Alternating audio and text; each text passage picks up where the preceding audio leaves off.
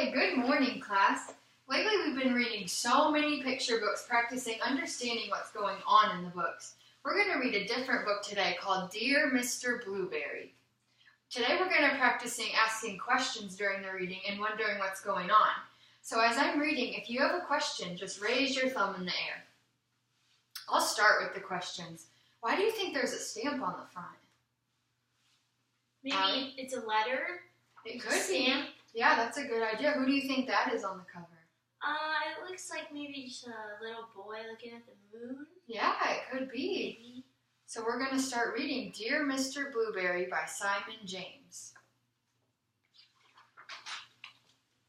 Dear Mr. Blueberry, I love whales very much, and I think I saw one in my pond today. Please send me some information on whales, as I think he might be hurt. Love, Emily. Who do you think Mr. Blueberry is? Maybe like a neighbor or a friend. Could be. Dear Emily. Oh, he's writing back to her. Dear Emily, here are some details about whales. I don't think you'll find that it was a whale you saw, because whales don't live in ponds. Whales live in salt water. Yours sincerely, your teacher, Mr. Blueberry. Allie? Can ponds have salt water? I don't think so. Just the oceans have salt water. Dear Mr. Blueberry, I am now putting salt into the pond every day before breakfast, and last night I saw my whale smile.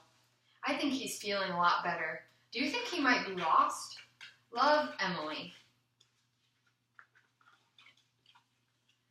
Dear Emily, please don't put any more salt into the pond.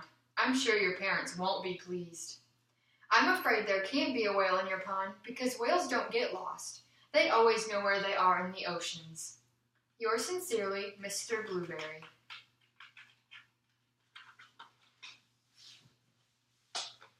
Dear Mr. Blueberry, tonight I'm very happy because I saw my whale jump up and spurt out lots of water. He looked blue. Does this mean he could be a blue whale? Love, Emily. P.S. What can I feed him with? Dear Emily, blue whales are blue and they eat tiny shrimp-like creatures that live in the sea. However, I must tell you that a blue whale is much too big to live in your pond. Yours sincerely, Mr. Blueberry. P.S. Perhaps it's a blue goldfish? Allie? Are there blue goldfish? I've never seen one. They're yellow? Yeah, they're usually gold, right? Yeah. Dear Mr. Blueberry, last night I read your letter to my whale. Afterward, he let me stroke his head. It was very exciting. I secretly took him some crunched up cornflakes and breadcrumbs. This morning, I looked out in the pond and they were all gone. I think I shall call him Arthur. What do you think? Love, Emily. Dear Emily, I must point out to you quite forcibly now that in no way could a whale live in your pond. You may not know, but whales are migratory, which means they travel great distances every day. I'm sorry to disappoint you. Yours sincerely, Mr. Blueberry. Dear Mr. Blueberry, tonight I'm a little sad. Arthur is gone. I think your letter made sense to him, and he has finally decided to be migratory again. Love, Emily. Yes? Where did he go? Where did he go? I was wondering the same thing. Where did Arthur go? Dear Emily, please don't be too sad. It really was impossible for a whale to live in your pond. Perhaps when you're older, you would like to sail the ocean, studying and protecting the whales. Yours sincerely, Mr. Blueberry.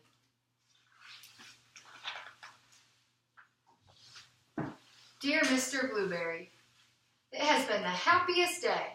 I went to the beach, and you'll never guess, but I saw Arthur. I called to him, and he smiled. I knew it was Arthur because he let me stroke his head.